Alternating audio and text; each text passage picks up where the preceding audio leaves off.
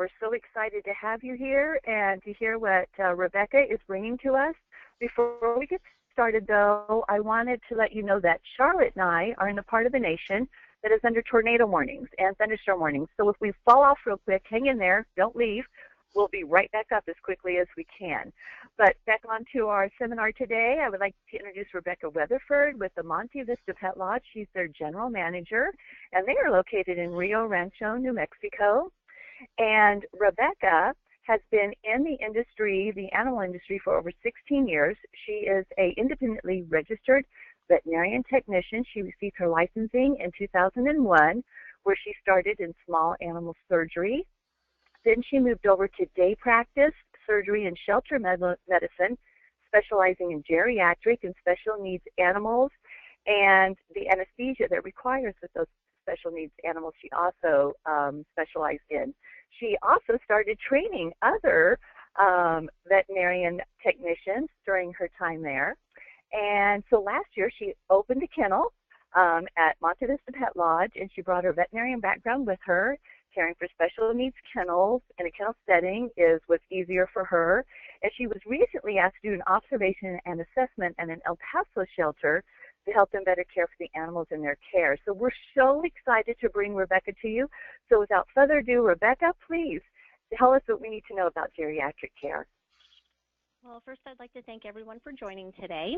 It is a pleasure to be here. I am going to be talking about one of my passions, which is geriatrics. I tend to call them my old-ins, and I just absolutely love them. So our facility does specialize in geriatric and special need boarding. We do take healthy animals as well, but the majority, I would say probably 40 to 50% of our boarders are actually geriatrics or special needs. So what we require here, all animals have to have rabies, distemper, bordetella, just like most facilities. May through September, we require flea and tick preventative as well. We require a meet and greet. This is where the owner comes in with the dog. We sit, we talk to them, go over behavior, personality traits, as well as a medical history. So we ask them if there's been any injuries or illnesses since they've owned that animal. Sometimes they adopt from a shelter or whatnot, and so they may not have that history, but whatever you can get is vitally important. We also have an intake form that they fill out. This is very detailed. Our intake form is actually about 4 pages, and it goes over a lot of medical things in it. So they have to initial next to a bunch of things. And if they have any questions at all, we go over them at the meet and greet. Excuse me. We also require a letter from their veterinarian stating that they are healthy enough to board. So if they don't have that, we won't accept the animal in. So if it's diabetic, epileptic, thyroid, geriatric that's on pain medications, they have to have a letter from the vet stating that the animal is healthy enough to board here. If they cannot have vaccines, which some illnesses, they can't be vaccinated, cancer is a big one, they just get a letter from their veterinarian stating why they cannot have that vaccine, and we accept that. For grooming, we also take our geriatrics and special needs, but they have to sign a matted release form, and this just is for the safety of the pet and to protect the groomer. For our older guys or animals that have cardiomyopathy or in some kind of organ failure, we also have them sign a DNR form. So the do not resuscitate form is really important because these owners, they really do know that their animals may not make it.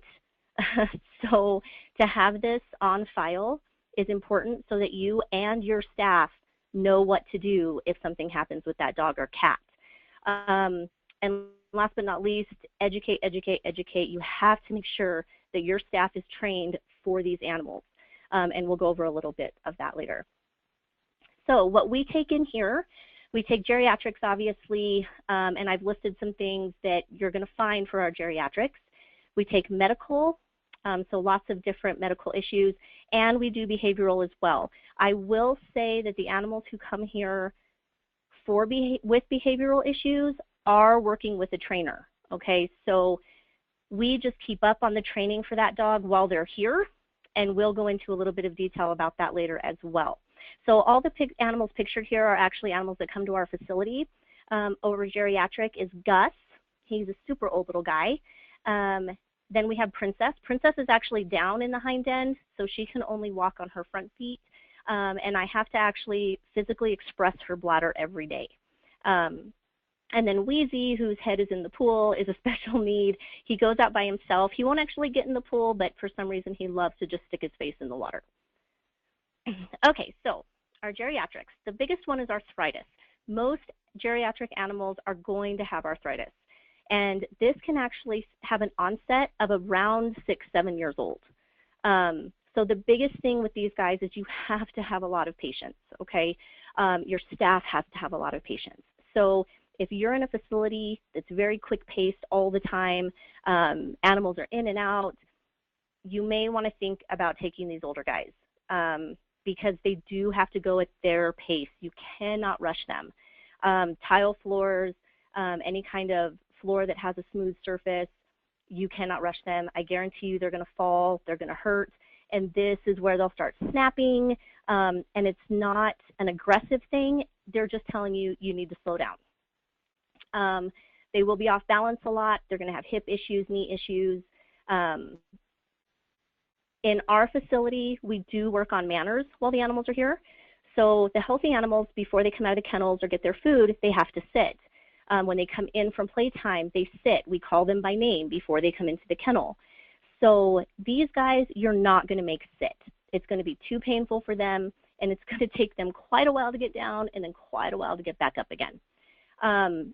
These guys should be on some sort of pain management, whether it's Rimadyl, Tramadol. I'm a big advocate for glucosamine, which is just a supplement. Glucosamine has done wonders for my personal animals as they've gotten older. A lot of geriatric animals will also be on herbal remedies. It is very, very important that you know what these herbal remedies are. And the reason for that is because there are a lot of Western medications that are contraindicated with Eastern herbal remedies. So if something should happen, where you have to take these animals to the veterinarian, you need to know those herbal supplements because you're going to have to relay that to the vet so they have it on file to know which medications they can and cannot give that dog. Okay, hearing loss. Again, patience. Patience is going to be the overall theme for geriatrics and special needs. You can't rush them at all. Animals that have hearing loss are going to sleep a lot. You're going to know because you'll walk through the kennel and you'll look over and they're sound asleep while everyone else is going crazy. So they will not respond when they're called. When you go into the kennel to get their attention, when it's time for them to go outside, you want to make sure you approach from the rear. So you're going to kind of pet them on their hip areas to wake them up. And this is for your safety because they are going to startle easily. So you don't want to pet them on the head or the shoulder because if they turn around, they could snap and get you. So you always want to start from the hind end. Do not kick the kennels. This is a huge thing. You cannot have your staff kicking kennels at any time, even if they're a perfectly healthy dog. This will scare the crap out of a dog. Excuse my language, I don't mean to offend anybody, but it will. And especially if it's a geriatric or a special need, it's just creating undue stress for the animal while they're boarding. During the meet and greet, you're going to want to ask owners if their animal has hand signals. If they do, you want to make sure you note it in their charts, and you need to ask the owner to write up a paper or draw it out telling you what the hand signal is and what it means. And you're going to tape it on their kennel so that any staff member who walks by will know how to communicate with that dog. They know their hand signals very well. They know what they mean, and they will do whatever you ask them to do as long as you're communicating with them properly. Next, we have our blind guys. They should be kenneled in a quieter area. If you have like an isolation area, our suite room is fairly quiet. I will automatically put them in a more quiet area of the kennel. And this is because they're going to be scared to death. It does not smell like home. Nothing is in the same place as it is in home. And so when they come in here, they have to smell everything. One of the things we do during our meet and greets for all of our boarders is we actually take the animal on a tour of the facility. So even if the owners came in prior to and had a tour, they're going to go on another one with the dog so the dog can smell around. So when they come back to board, they're kind of like, oh yeah, I remember this place. And it really helps them to not be quite as stressed out when they come back to board. If they come in with a housemate, you want to make sure that you house them together if possible. And this just decreases the stress for the one that can't see. Also, excuse me, you don't want to rearrange the kennel in any way. I'm sure you might have staff members who want the bed in one corner and another staff member likes it in the other corner. When this kennel is set up, it needs to stay the same. The water bowl stays in the same place. Everything is exactly the same way when they're out of the kennel, when they're in the kennel. You also want to make sure that you're speaking to them the minute you walk through the door to that kennel room. You want to start calling their name. You want to ask them how their day is. Whatever it is, you keep talking to them until you get into that kennel. When you're into the kennel, you want to squat or sit on the floor. And I know a lot of people will say, don't sit on the floor. During the meet and greet, you're going to know if this animal, if you're able to sit on the floor with them or not. But they need to smell you, and they need to smell you up and down to get your scent, to know that they're comfortable with you, because that is how they view the world, is through their sense of smell. So you really want them to be comfortable with you and all of your staff. The last thing is you always want to keep them on a leash. Because they don't know your facility, because they don't know your play yard, you have to make sure that they're not hitting things, bumping into things, other dogs aren't running into them. For us, we keep all of our geriatrics in one play group. That way they understand each other, they respect each other, and there's no issues of any kind. Our blind guys, we will put in the play group, but they stay on a lead so we can keep them away from harm. Animals that come in with organ failure, it is imperative that you have that DNR form filled out, as well as that letter from a veterinarian. These guys you also want to keep in a quiet area, just because you really need to make sure you're keeping down that stress level. We also use pheromones here in the facility, so like Feel Away. We use the one for the dogs in the dog kennels, and I have found it to help immensely in keeping the stress levels down in the kennels. You also want to go slow with these guys, especially if they're in some kind of heart failure. You don't want the blood pressure rising too high, so you want to take things really slow and do not rush them. These guys are literally, it could be any day that they go. So it's really important that you understand the history and you understand which body organ is in failure, whether it's the heart, the kidneys, the liver, because they're all going to have different side effects that you'll look for, such as easily fatigued, panting a lot, vomiting. That way you're not stressing out if this dog will not stop panting. It's because he probably went a little too fast, so you need to make sure the staff knows they need to slow down when it comes to him. A lot of kidney failure, you're going to see a lot of vomiting. So make sure that when you do decide to go into geriatric or special need boarding, that you do research the side effects of a lot of these illnesses. So our medical special need.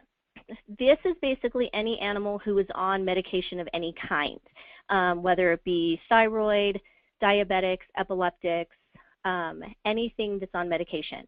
Now, we will give them the medication.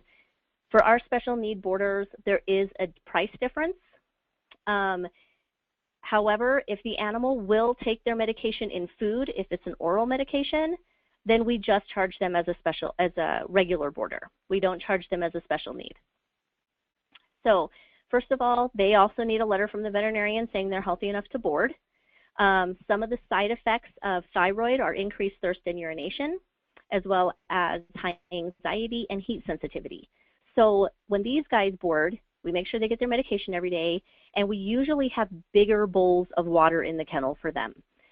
If not 2 or 3, because to be honest with you, these guys will go through a bowl of water in about 30, 45 minutes. So they go through a ton of water.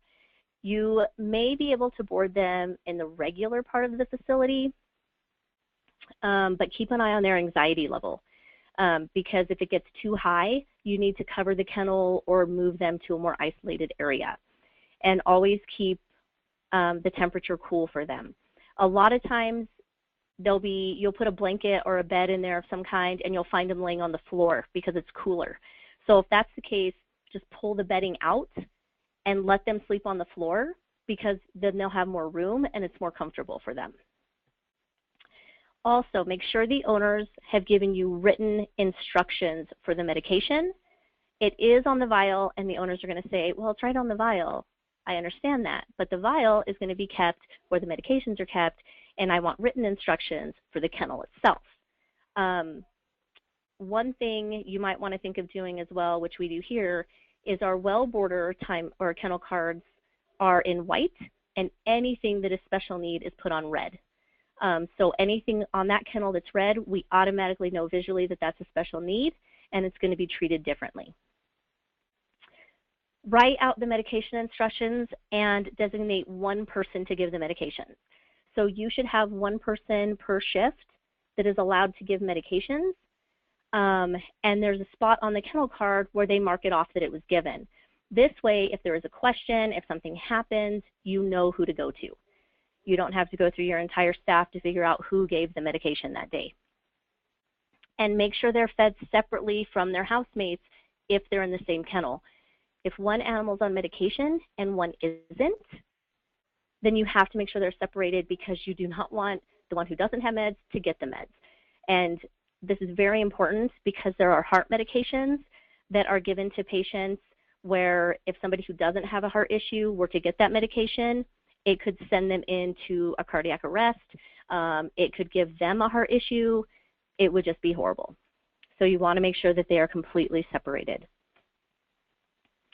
Epileptics, during the meet and greet, you need to make sure you're asking how bad the seizures are.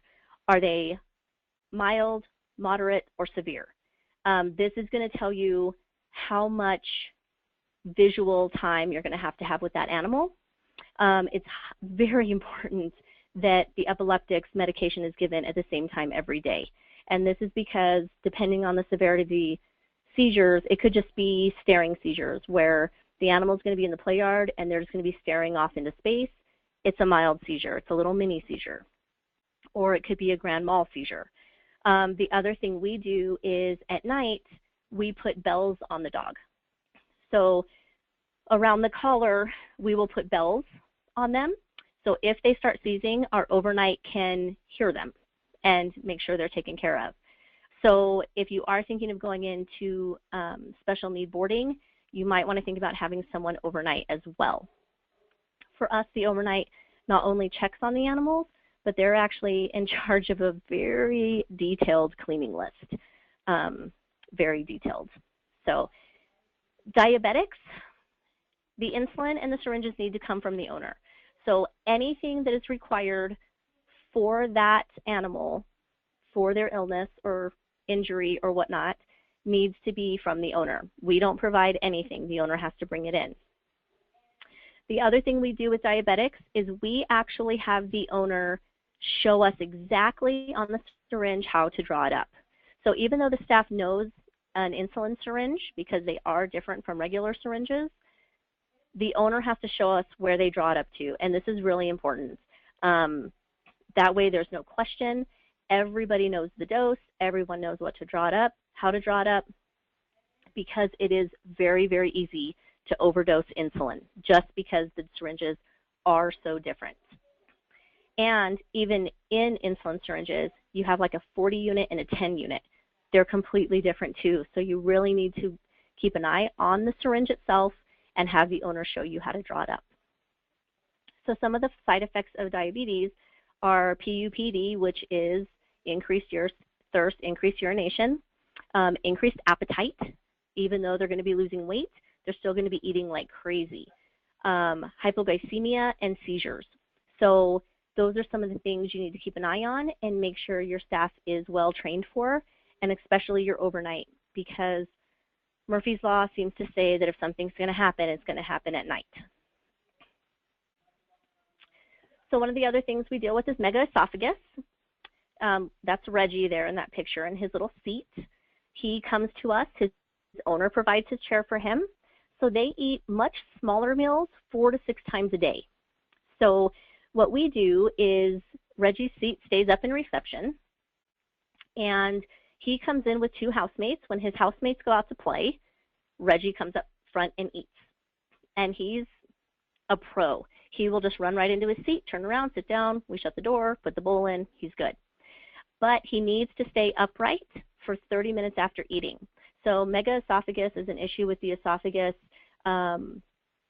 where it's larger than normal. So stomach contents can easily come back up, and they can get aspiration pneumonia. So those contents then go down into the trachea and into the lungs.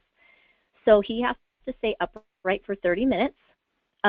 If they're just getting used to, if they've just been diagnosed, you would literally have to hold the animal up. So if they're small dogs, it's great. You just put them up over your shoulder, they hang out, they're happy. Bigger dogs, you have to hold up for 30 minutes. Once they get used to it, however, Reggie will now just fall asleep in his chair after he eats. So he just eats, he hangs out, and we look over and his little head's down and he's sleeping. So side effects, vomiting, choking, aspiration pneumonia, and drooling. So when they're eating, you can't just put them in their chair and leave them. Somebody has to watch them. If they start choking or whatnot, they're going to start drooling before they really start retching and gagging. We also take, like Princess, who's down in the hind end, animals in wheelchairs. So these also need to be provided by the clients. You need to make sure they also bring you diapers because they will urinate or defecate as they're rolling around. And you need to make sure that pathways are clear. Animals don't really know how to take corners too well in their wheelchairs, so you want to make sure nothing is hindering them from getting to the play yard or back to their kennel. You may also need to have a muzzle to put them in or out of their chair. So they do not stay in their chairs when they're in the kennel. They're only in their chairs to go out for playtime. Otherwise, in the kennel, they're just on the ground. You also want to make sure if you have elevated bedding that you take the elevated bedding out because obviously they will not be able to get up there. If it's a dog, they're not going to be able to get up there. Princess climbs up everything because she has her little front claws. Rebecca, This is Charlotte. I'm going to go back to geriatrics. We have a question here that's asking, at what age would you say is a pet geriatric? Okay, so we have a question. The question is, at what age is considered geriatric? In the veterinary field, 7 is considered geriatric. You do have to actually look at the animal, though, because a 7-year-old Yorkie is probably going to act a lot more young and spry than a 7-year-old lab. Okay, so take into account the size and the breed of the animal and not just the age. So we can have a 7-year-old Yorkie here. It's still going to go out with the littles and play and have a good time. A 7-year-old lab, depending on health history, may go in geriatrics or out in a regular play group. Very good. Thank you. Okay, so behavioral special need. Again, all of these guys are typically working with a trainer. If you bring in an animal and you find out, because during a meet and greet, owners are going to tell you, oh, they're fine, they're social. And some of the questions you want to ask are, how are they with animals outside of your social circle? Because you'll get a lot of, oh, they're great with my mom's dog or they're great with my friend's dog. Okay, well, how do they act when they go to the dog park? Because that's a totally different situation. And that's more comparable to boarding. So if they say, oh, they've never been to the dog park. When you are going to put that animal into a play group, you really have to watch their body language. You have to watch how they're acting because it's completely different than going to their mom's or their friend's house. So if you get an animal in and after that boarding time, you realize that this animal has aggression of some sort or anxiety of some sort, if you work with a trainer in your facility or in your neighborhood, then just hand out a card. If you don't know of a good one, then I would actually contact the dog gurus and get some advice from them or have them come out to your facility. So animal aggression. This again goes to asking how the animal is outside the social circle. You also want to ask questions like, how does your dog act on or off leash or behind fences or in kennels? Because there's also a lot of fence aggression out there, kennel aggression. Kennel aggression, you'll see sometimes in a kennel. The animal goes into the kennel, you shut the door, and all of a sudden they're acting like they want to rip your face off. But you open the door, the animal's the nicest thing ever. So you want to ask owners those types of questions. When they're in your backyard behind a fence, how do they act? Because if they say something like, oh, well, they're really territorial, so they bark at everyone, this is going to give you an idea of how they're going to act either in your play yard or behind the kennel. So a lot of aggression is barrier aggression or fear aggression. So if you have the kennels closed, keep an eye on those animals when they're out, but don't automatically assume that they're going to be a horrible dog. And again, if you have a hard time telling the difference in their body language, get with a trainer. Okay, this isn't something that you want to take on by yourself. You need to get with someone who really does specialize in animal behavior itself. Now, if the animal is truly aggressive, anytime that animal is outside of the kennel, it has to be on a leash. Okay, it needs to have isolated playtime. So it comes out on a leash, going to the play yard, you gate off the play yard, and it's the only dog in there for that amount of time. If this dog is also in your general boarding areas, you want to make sure that it's covered. So you don't want the door open so we can see dogs passing and coming or people passing and coming. You want to make sure there's some kind of cover over it so they can't see outside. This will, for one, reduce their stress level, and two, reduce every other dog in the kennel's stress level. Food aggression. This is another question you're going to ask during the meet and greet. I cannot stress how important meet and greets are, so I hope everybody is doing a meet and greet or evaluation or whatever you call them at your facility, but it's really important because getting the background on the animal will save you so much stress in the long run. So you want to ask, how are they with food? Can you come in and grab the bowl while they're eating? If a toy is next to them and you want to grab the toy, how do they act with that if it's next to their food bowl? Do you have kids at home? Can the kids take the food from the dog? If they're fine with all that, probably not food aggressive. So if you do have an animal that's food aggressive, they need to be fed separate of their housemates. So even though they're boarding in the same kennel, you have to figure out a way to separate them to eat. We have guillotine kennels here, so we can open the guillotine, they can do just fine. When it comes time to eat, we close the guillotine and they're separated. We also make sure that these animals sit before they get their food, and we actually feed them last because we don't want them to be raising a ruckus. If we feed them, they're done with their food, but the dog across from them, we're giving them their food, we don't want that dog barking and growling at them while they're trying to eat. So we'll feed everybody, and we feed our food aggression dogs last. Rebecca, if I may, a couple of questions have come in. One goes back to the medically, but the question is, for a regular boarding facility, what mitigating circumstances would cause us to recommend vet boarding? Okay, so the question is, for a regular boarding facility, what circumstances would qualify veterinary boarding? Yes. If you have an animal come into board that is boarding under a well animal, and you do notice something, they're out in the play yard, and they'll play hard for 2 minutes, and then they have to sit down and rest, or basically what you look for is anything. When all of these animals come to your facility, the minute they walk in that door, they should become yours. And you look at them and you treat them as if you would treat your own dog or your own cat. If you see any behaviors that seem abnormal to you, you need to mention it to the client. Have them checked out. I always err on the side of caution as opposed to, oh, they're probably fine. An example, we had a little pit bull board with us this last weekend. He went home on Tuesday. In the play yard, I noticed first that he was really favoring that, not really favoring, but kind of tentatively favoring that left hind leg. So as he was walking away from me, I'm looking, and I noticed that his left leg is atrophied. So his right leg is bigger than his left leg. So this now indicates to me that this dog has an ongoing issue with his left side, and the way that he's favoring it, to me, indicates he has a hip issue.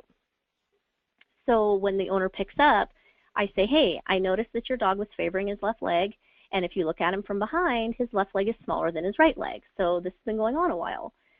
And the owners usually don't notice because these dogs are very hyperactive. They play constantly. They're always on the move. And the owner was like, oh, my gosh, thank you. I never noticed that. I'm going to take him right in. So if you notice any, easily fatigued or limping or in veterinary medicine, we look a lot at color. So the colors of the eyes, they should be white like ours. If they're red, if they're yellow, there's usually an issue going on. If the dog is panting, you can look at its gums. If its gums should be light pink. If they're brick red, white, those are indications that something's going on internally. So when they're out in the play yard or whenever you're around these animals, for veterinary boarding, we're not just looking at the animals going, oh my gosh, he's having such a good time, that's great. We're really looking at their body language, at their color, mucous membrane color. We're watching their gait. We're watching a lot of other things as well as just, are they playing well and getting along with others? So I hope that answers the question. Rebecca, there's one more part to that question.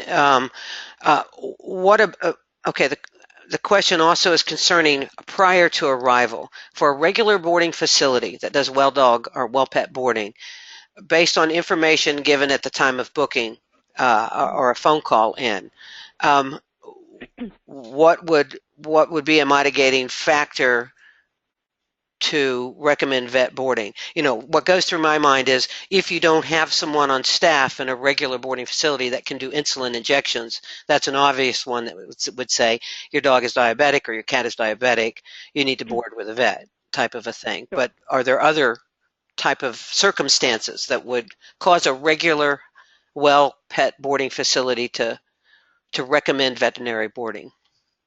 Yes. So depending on the nature of the illness or injury, when the animal is coming in, there are times that I will say you should talk to your veterinarian about boarding and see if they board there.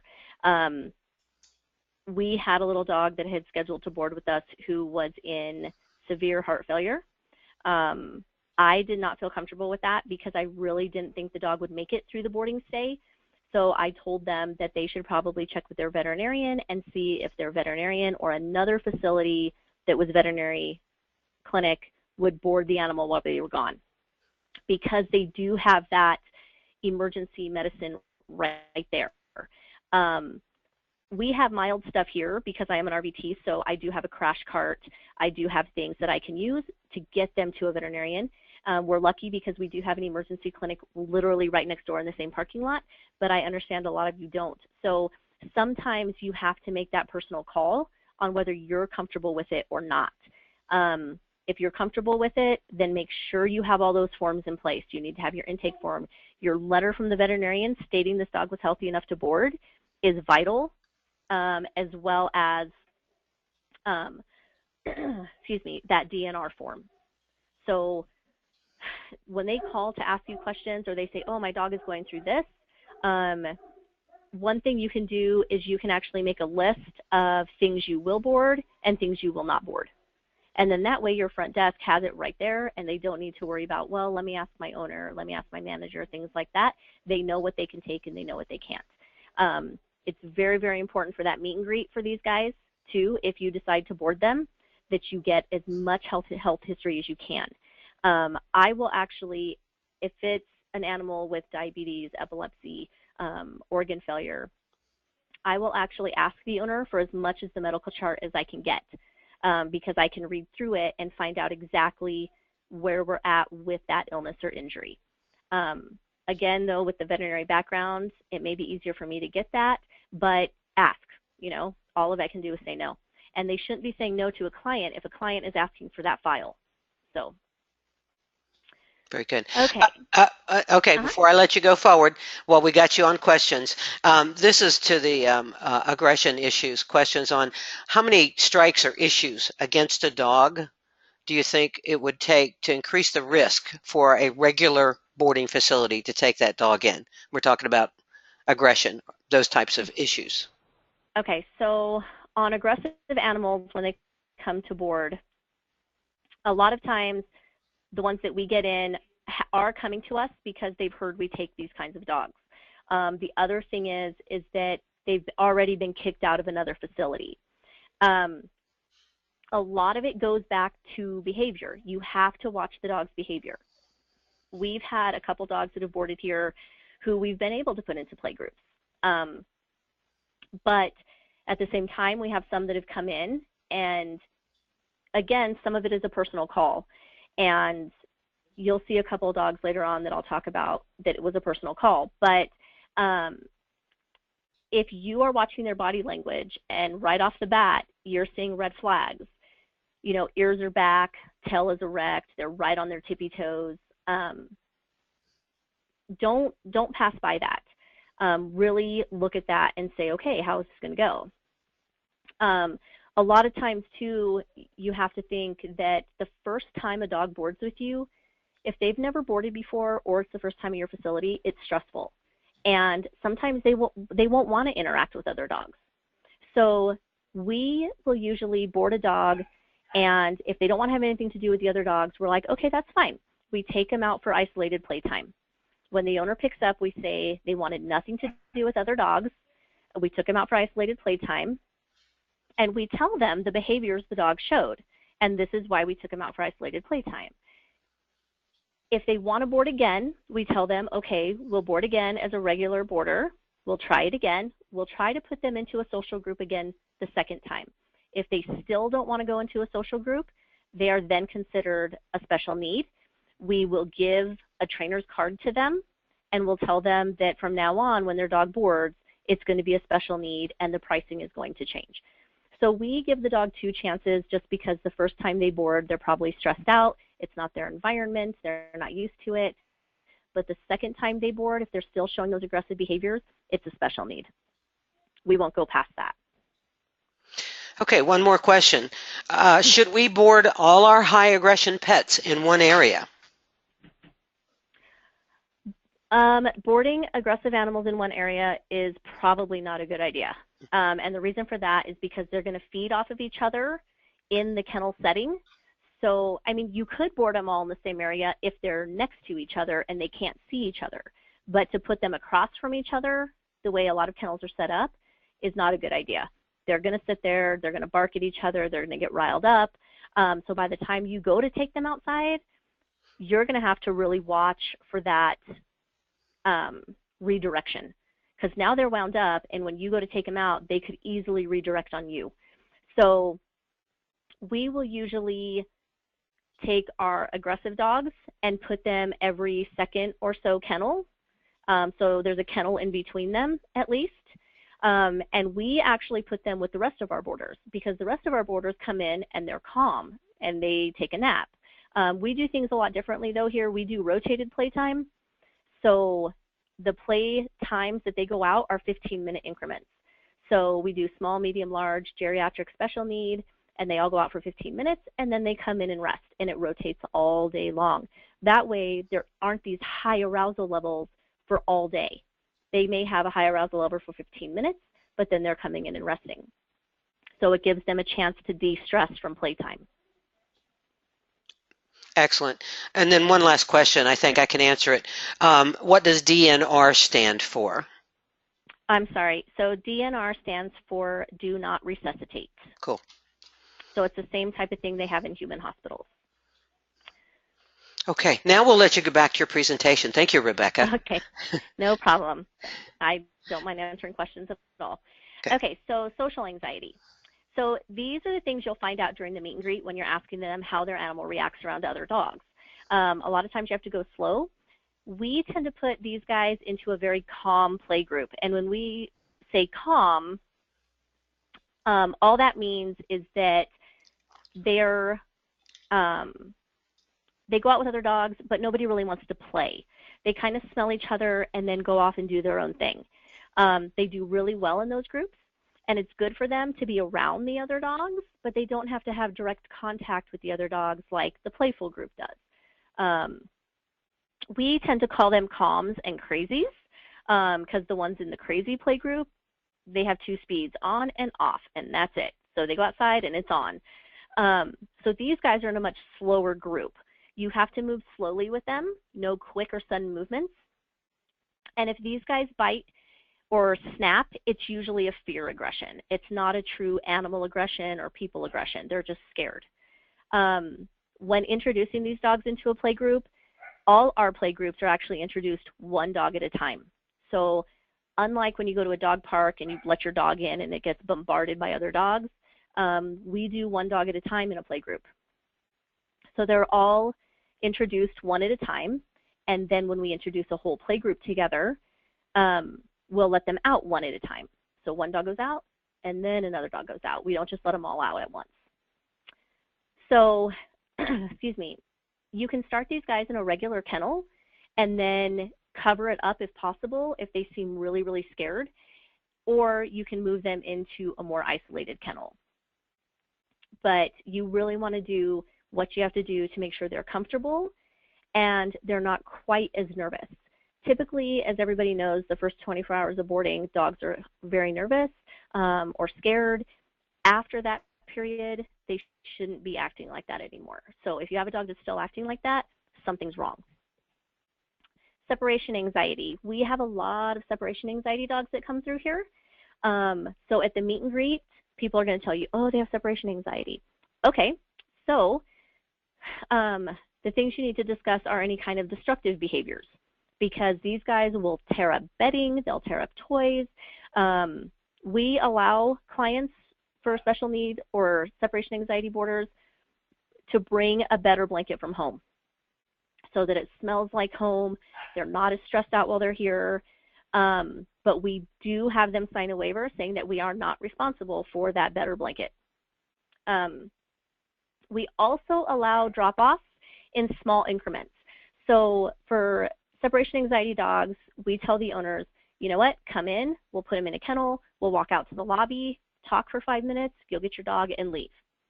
And they'll do that, and then it works up in time. So then they'll drop off for 15 minutes, and then they'll drop off and run to Walmart and come back. And then they'll drop off and go run a couple errands and come back. So it goes anywhere from 5 minutes up to 2 hours, up to a full day of doggy daycare. If they are getting up to half day or full day of doggy daycare, then we charge for it. But otherwise, if they're coming for 2 hours or less, we just let them do that.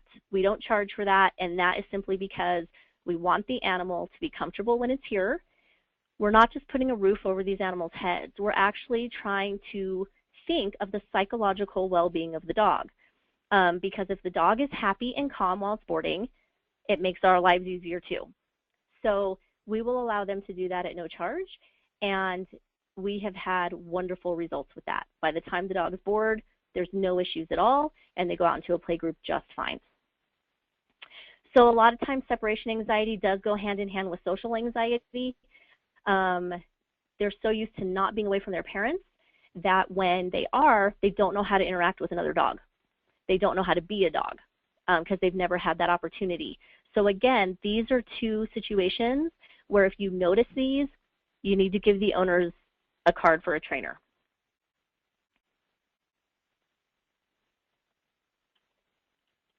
Okay. So these are some of the dogs we board. Wheezy, again, has animal aggression. So Wheezy comes in. He is definitely a special need. Yes, Wheezy is a he. He has isolated playtime. His kennel is in with everyone else's, and he does fine walking in and out of the kennels. But for some reason, if another dog is actually physically in the same space as him, he has an issue with that. So he is working on a trainer. and is actually doing much, much better. He can actually be in the same area, but he has to be on a leash. When he does board, however, we have made the call to still keep him isolated. Otis is another one. He has animal aggression. He is a very big boy. He's a bloodhound. And with these guys, when they go out for isolated playtime, you really need to work on what they like to do. How do they like to play? And then it makes the time really fast, and they play wonderful, and they're happy.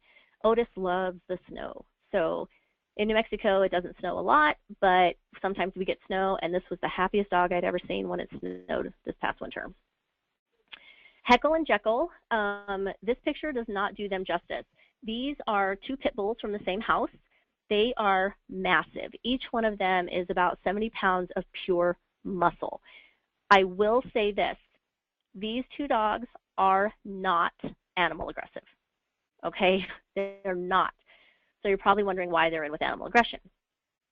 They're very, very good dogs. However, I made the choice to have them have isolated playtime because they are so massive and they play hard. They play very, very hard. I can't have them with other dogs because they play so hard. I actually worry about them hurting another dog, not aggressively, but I don't want anyone to break, okay? So they're very good dogs, very happy with people, very happy with other dogs, but because they're so massive, I made the personal choice to keep them isolated playtime, and then we play with them with a ball or a rope or something like that. But they're very good, they're very social, but I didn't want to have to worry about a dog breaking during playtime. So anxiety. So you can see Sunny and McMuffin. Sunny is very good. He'll sit, he plays. McMuffin, on the other hand, you can tell from his body language in the picture that he's always having an eye on you. He's not quite sure about things yet. Sunny will do great in a play group. McMuffin will do great in a calm play group. He cannot go in a play group where they're being rowdy and playing and everything else.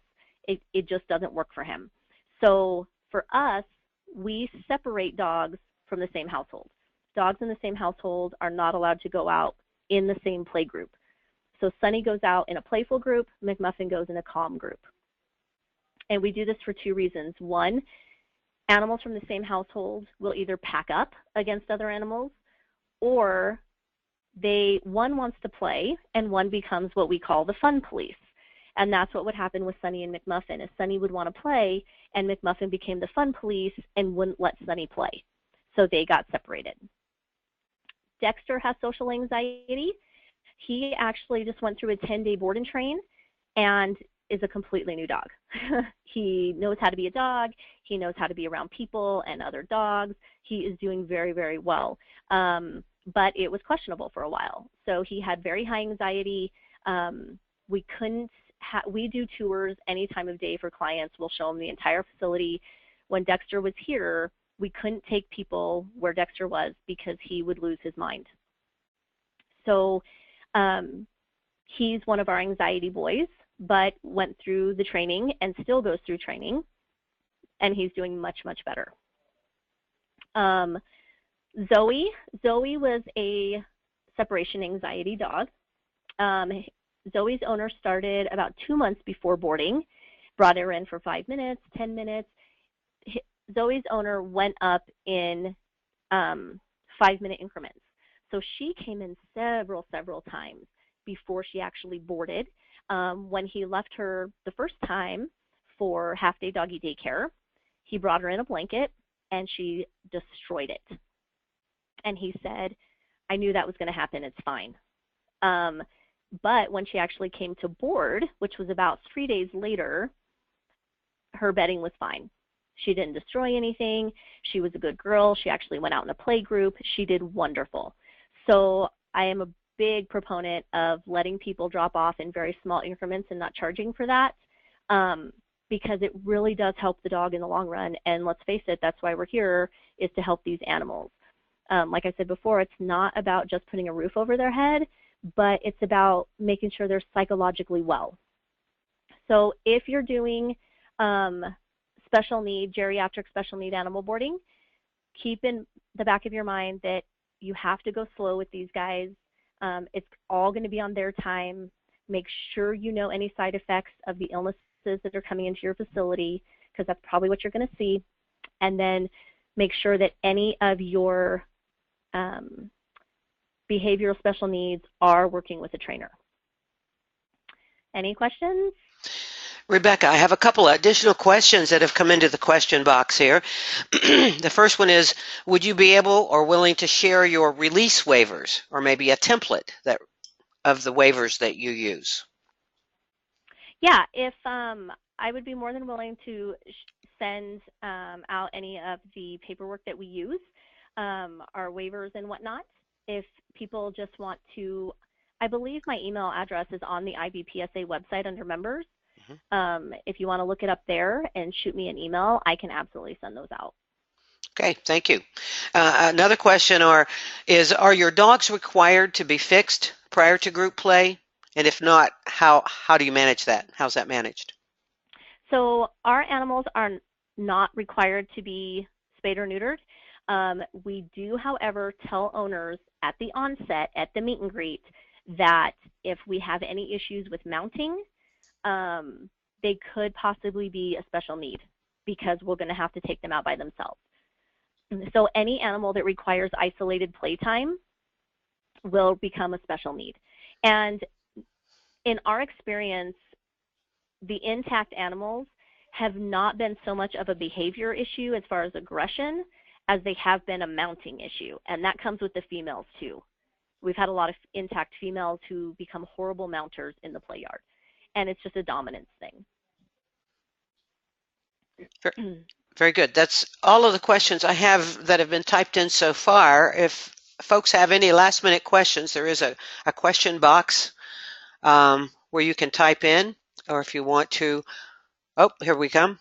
I'm curious, when charging more for special needs, what it is an amount or percentage? We're not allowed within the association to say actual dollars. But Rebecca, you can reply with it's a 10% upcharge, 20%, something like that. What we did as far as charging for special needs is we took our base price for boarding for well animals, and we almost doubled it for our special needs. And for behavior issues, this is really important. And I believe the cost is more than fair, just because you have one staff member who's now pulled to go outside and play with that animal. You have one staff member who's pulled to deal with that animal, and it's taking that staff member away from other places in the facility. So for the behavioral special needs, I think depending on what your base price already is, doubling it is more than fair.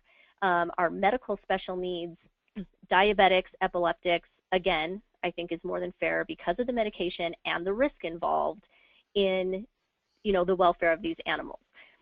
If it's an animal that is on a medication, what we do is if I physically have to pill the animal, so put it in their throat, then it's deserved. The price is deserved. But what I will do is tell owners, will they eat the medication in their food? If they do, we require our owners to pre-baggy food. We allow them to bring in their own food. We just ask that it's pre-baggied breakfast and dinner. They just put the medication in the baggie. We dump it in the bowl. No big deal. We got to feed them anyway. We will then charge them regular boarding price. If they say, oh, I don't know, we've never tried that, then I'll tell owners, well, they sell these little things called pill pockets. Animals seem to love them. You put the pill in there, close it, put it in their food, see if they eat it. Several of our clients have tried that. The dogs eat it, no problem. So they just throw that in the food baggie. So we just dump it in the bowl, good to go. So any medications that we physically have to give, which diabetics we have to give because it's insulin, epileptics, you have to make sure they get that medication. You have to also watch them 24 hours a day. Anything like that, then yes, we double the charge for it. But if they'll eat it in their food, and the owners can just put it in there, then we just charge them normal boarding price. Very good. That appears to be all of the questions. Rebecca, I thank you. So wait, okay. Would you recommend all epileptic dogs be vet boarded? If they can, if you can get your client to board an epileptic dog at their veterinarian, as long as their veterinarian has 24-hour care, then yes, I would tell them to go to see if they can board at their veterinarian. If they do not and you want to board them at your facility, you just have to make sure that someone is there 24 hours. Very good. Rebecca, everybody knows you now, so if they have questions, you may be getting more questions. Yeah. Yeah, if anyone has questions at any time, even if it's 2-3 weeks from now, just shoot me an email and I'll be happy to answer them for you. Wow. It seems scary when you first get into it, but it's not really that scary, I promise. Excellent. Someone just posted a question. They said, enjoyed this, with an exclamation mark. So thank you, Rebecca. Carmen Rustenbeck, our CEO. Yes. Thank you. Thank you, Rebecca. The information you provided us today is just incredible and very valuable to our members. Thank you so much for being willing to share. And we appreciate the work you do with other facilities like you did in El Paso when you went to help them with their geriatric and special needs pets and shared your knowledge with them. That just ups the ante on our industry in providing the best pet care available. So Rebecca today spoke on the need to recognize when organ failure might be happening in a geriatric pet. For those of you who do not have reference materials that you can use in training in your facility, we have materials. Our basic canine and feline certification has great pictures and great overview of the muscular, skeletal, and organ placement in canine and feline. So be sure to check out those materials. You can find them in the certification tab in the members community. Up to upcoming events, June's next webinar is safety certification and the benefits of certification as it relates to the care of the animals, your employees, and possible insurance discounts you'll receive when you show your insurance company that you have a safety program in place and it's active. Conference and trade show is coming in October. Pre-conference is October 19th with pricing for profit and animal CPR certification.